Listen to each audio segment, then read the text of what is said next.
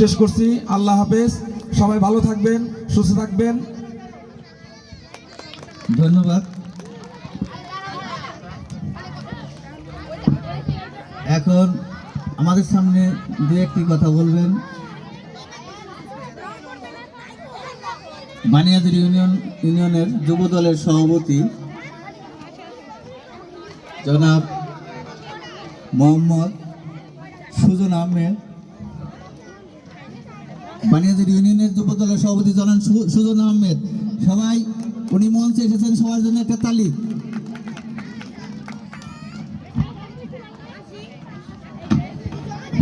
বিসমিল্লাহির রহমানির রহিম। আজকে স্বপ্নশ্রী শিক্ষালয় বানিয়াজুরি উদ্যোগে যে আয়োজন করা হয়েছে বার্ষিক ক্রীড়া ও চিত্রাঙ্কন প্রতিযোগিতার, এখানে আমাকে বিশেষ অতিথি হিসেবে যে সম্মান দেওয়া হয়েছে আমি এর জন্য চিরকৃতজ্ঞ স্বপ্নশ্রী শিক্ষালয় প্রতিষ্ঠানের কাছে। আর এটা একটা প্রতিষ্ঠান নয়, আমি মনে করি এটা একটা ফুলের বাগান। এখান থেকে যদি আপনারা যারা অভিভাবক আছেন তারা যদি এই ফুলগুলোকে যত্ন নেন, পাশাপাশি আমাদের এই স্বপ্নশ্রী শিক্ষালয়ের শিক্ষক মণ্ডলী আছে তারা অত্যন্ত যত্নতার সাথে বাচ্চাদেরকে কেয়ারটেক করে। তো আপনারা অভিভাবকরা যদি তাদেরকে একটু যত্ন নেন এবং তাদের পাশে থাকেন, ইনশাল্লাহ এই ফুলগুলো আগামীতে সারা বাংলাদেশে সুবাদ ছড়াবে।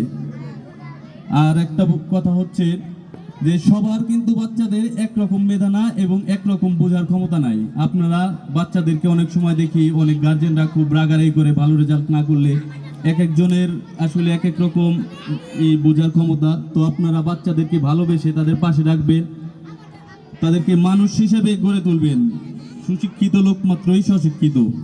তো আমি আর কিছু বলবো না, স্বপ্নশ্রী শিক্ষালয়ের উত্তরোত্তর সাফল্য কামনা করছি এবং এই প্রতিষ্ঠানের প্রত্যেকটা বাচ্চা যারা আছে তারা আগামীতে দেশকে উজ্জ্বল করবে, নিজের পরিবার অভিভাবকদের নাম উজ্জ্বল করবে, এই আশা ব্যক্ত করে আমি আমার বক্তব্য শেষ করছি। ধন্যবাদ সবাইকে।